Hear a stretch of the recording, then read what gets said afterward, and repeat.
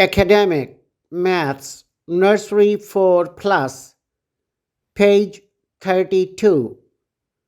Dear children, today we will read about before, between, and after.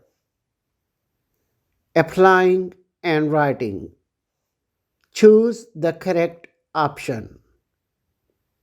What comes before 1 to 10? Revise counting on your fingertips and write numbers on empty leaves. If you face any difficulty, ask your teacher to help you. What comes between 1 to 10? Revise counting on your fingertips and write numbers on empty leaves. If you face any difficulty, ask your teacher to help you. STEAM activity. Show number 18 on abacus and color the beads. Ask your teacher to help you with this creative and interesting activity. Think and tell.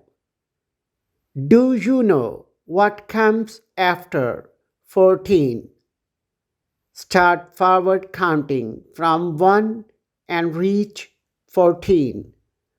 The next number you say will be the correct answer.